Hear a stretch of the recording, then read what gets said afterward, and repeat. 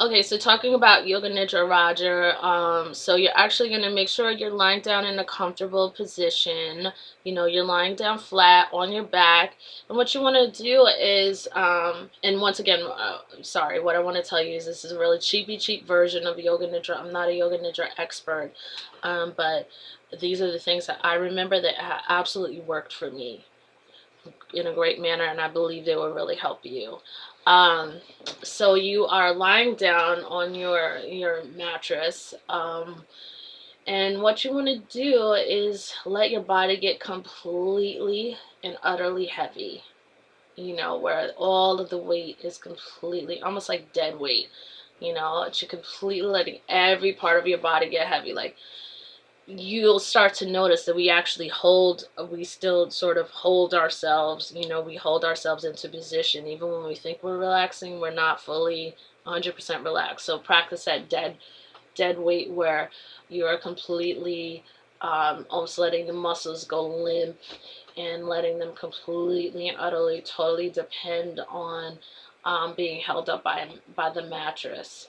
So, while you're doing that, I would say to do be mindful that you're not going to fall asleep. First of all, like in Yoga Nidra is like that fine line between total um, intention of relaxation and dispelling or allowing for the dispelling of tension in the body, and rejuvenating in the body and stuff like that. So you want to make sure that you're not going to fall asleep. That's like not what you want to do, but you want to come very close to relaxation that could make you go fall asleep.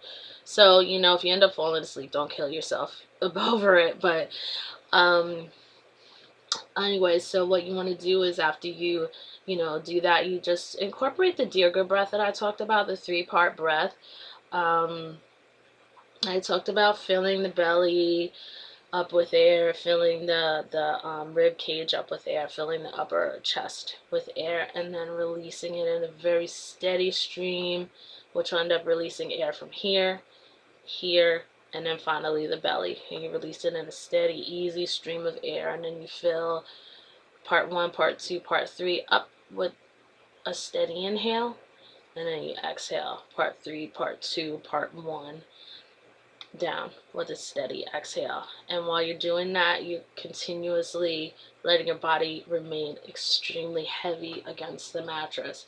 What you want to do is basically focus on your baby toe, your right baby toe, and you're going to put all of your attention there as you're continuing your breathing. And what you're going to notice is that you actually hold tension in those parts of the body um, you don't think you do. You know, each individual thinks that they don't hold tension, but it's a very um, wonderful um, lesson to learn that we actually hold a lot of tension in our bodies, even if we think we walk around pretty relaxed. And actually, you move as an athlete, you move in a very relaxed manner, which, you know, a lot of people have said is the reason why you always manage to stay very, very healthy. Um, Physically. So you might even feel like I probably won't have much tension in my body, but you'll be surprised, you know, especially after a hard match. That would be really, really good to do. So you start with the baby toe, and you put your focus in there while you're doing these relaxing breaths. And after a while, maybe the Dirga breath will be a little much, so you can just focus on a general basic inhale and exhale. Nothing like really like nothing intense, but really nice and gentle, you know, because again, you don't want to get yourself all lightheaded by what I understand is when you're doing a lot of breath work, sometimes you can introduce or that the brain gets a certain level of alkaline. I'm not totally sure, and then that's what causes all the lightheaded um, reaction. So if you know you're starting to get a little lightheaded and stuff like that from intense breathing, notice you need to pull back on that immediately. So anyway, so as you're focusing on that one baby toe, you're going to put your awareness there. You're going to breathe into that space, and you're going to really have it commit to just going from this, you know, any tension that's existing in it, going from this to this. Okay, and not even any stress like that, not like that, but you know, the way a flower would open, like you just, like I say, a lotus flower, nice and easy, and in all of its proper existence. Um, you know, absence of any tension, absence of any stress. That's what you want to return it to. So you do that, you go to the next toe, you go to the next toe, you go to the next toe. And by the way, this doesn't have to be some, you know, I know that you already have a lot of time constraints and stuff like that, so it doesn't have to be anything ridiculously time consuming or whatever. But if you do that, and then you go from each toe, and then you go to the bottom of the foot, the top of the foot, you go to the ankle, and then you start, you know, sending once again your acute awareness down to the ankle, actually.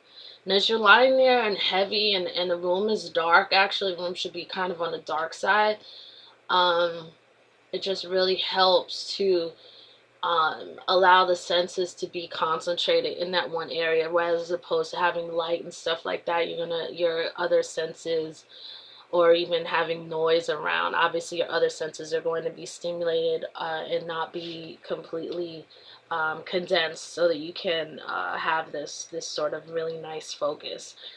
So you just do that, and you'll begin to notice, like, oh, I'm actually, oh wow, you know, you're gonna feel this wonderful relaxation come over each individual portion of your body. So you know, you do that, you do the ankle, you do the shin, you do the hamstring, you go to the knee, you know, or any other part, any other small part in between there that you feel you need to focus on, definitely do that. You go to the hamstring, you go to the top of the leg, you know, you go to the hip, you know, you go to the belly area, you go further up, up, go to the fingers, you know, and then I guess you can go here, here, here, here, and then each finger you'll notice as well, you know. And again, I know you don't have probably a lot of time, but trust me, this goes on, like, it's a really unbelievably helpful way to the body to really allow it to get the most, to really optimize the most restfulness and recuperation after each match by doing this. So you'll notice it's very effective, and then you'll notice that you're actually holding tension in spaces that you don't even think you're holding tension, like, oh my gosh, there's tension in the back of my neck, wow, you know. So you're gonna do that, keep doing it, like, even in your face and your head.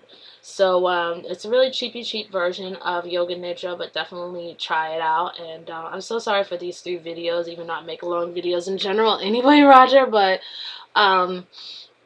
you know, good luck with that for now. I think, yeah, that's gonna be it. So, just doing the body a favor, you know, making sure, again, that you are 100% on with hydration, you know, through the heat. That's gonna help it, because the body's not gonna fully let you know when it's in distress until it's in a ridiculous amount of distress. So you may feel like, oh, I'm doing enough. Oh, I drink enough water. Oh, I have my own electrolytes. You know, I know as a top athlete, you have your own stuff and things like that, but consider really doing it more, you know. And there's a difference between doing it and being thorough, you know, taking it to a little bit of a new level, and overdoing it. So, you know, notice that I do honor the difference between overdoing it and just really being extremely thorough. So I would say that as well, like with the hydration. And then, you know, green coconut, young coconut water is really ideal. You could totally look that up, you know, if you don't know anything about it, for a high amount of electrolytes and stuff like that. So that'll be very helpful. And it can only help you, like, when all of your cells are being completely hydrated and stuff like that, then your energy is on, you're revitalized, you're not gonna experience so much fatigue while you're graduating to each level of this tournament, up until you take that cup. So, you know, just doing the body the best favor. Finally, not eating things that are going to take away from bodily function, from you having that equilibrium that you had so beautifully yesterday in the tournament. Just playing really well, connecting with confidence, making shots with confidence, even if some of them ended up in errors, but really trusting and knowing like what you want to do and who you are and as a player, you know. Um, I would say you don't want to, you know, take away from the body and start stressing it out by eating things that are hard to break down, like meats at this point in time, just for this 2 weeks.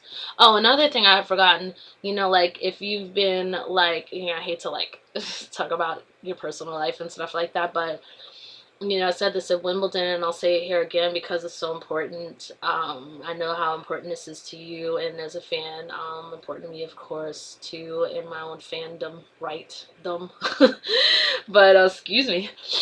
Um, that you know, like, not too many like late nights or hanging out with a lot of friends and stuff like that. I mean, of course, I'm not gonna sit here and tell you what to do with your personal life, you know what I mean? But it is helpful, like if you can keep um an area of certain focus, or it's just kind of like practice, matches, family and family obligation, personal obligations, refocus, recenter, practice, matches, you know, and maybe a little day break or something like that. I'm not saying to be like a robot, but I'm just saying, you know, like a little day break or something here and there, but something like easy on the mind, because the whole sometimes meeting with friends and stuff, it will take the energy off, you know, like into other directions. It's, you know, you won't be feeling that way, but it does kind of, you know, take the energy off. And then especially if you're like drinking and stuff like that too, like drinking is just, you know, I don't think it, I really don't suggest having wine even, you know. And I know you just came from Argentina, where, oh my gosh, some of my favorite red wines are from the Malbec wines from the Mendoza region in Argentina. But anyway, whatever. Drinking is just not ideal. Um, the way it's going to offset the body, introducing whatever kind of chemical reactions that it makes and stuff like that. It just doesn't help keep the body in that sort of pure equilibrium you need in order to win. And that's my own opinion. But you want to just do the body favors. That's all I'm saying. That's why I kind of want to end this video, is like, just make sure you're doing the body favors so it can completely show up for you. And you're going to need that through this heat, you know, even though I know it hasn't really gotten ridiculously hot yet in Australia. But with all of these guys and the draw that you know, you have to go through, and which I know you'll get through. And you know, what better use could you do to just make sure you have all the I's dotted and all the T's crossed for this 2 weeks of time, and then just really make it easy on the body, you know. And you still have like the effects of the time zone and stuff like that, even though I know you change time zones all of the time, and even though I know you've been in Australia for maybe since the top of the year, like the 3rd or something, so you've been there a good couple of weeks, I think. But it's still a strain and drain on the body, you know, and especially, you know, flying a lot, you know, that you naturally become dehydrated, Roger. So I can go into another 2-hour conversation. Clearly, you know how I can talk, but you know, like, you want to just do these favors for yourself, you know. And the last thing I wanted to finally, I guess, talk about, final thing, is that, you know, with McEnroe, with Laver, with Borg, you know, with all of these older greats and stuff like that, you're living in a different consciousness than them. And I think now more than ever, what can be expected is that you're going to have a lot of people focusing in their own limited scope, which is vastly different from you, because you've actually set new precedents, and you moving into a higher realm of unprecedented territory that you're setting. So you're setting a new reality that a lot of players years younger then your generation will come up and take as a reality and as an ability, as an, I can actually do this. I can actually perform extremely well in my 30s in tennis, or what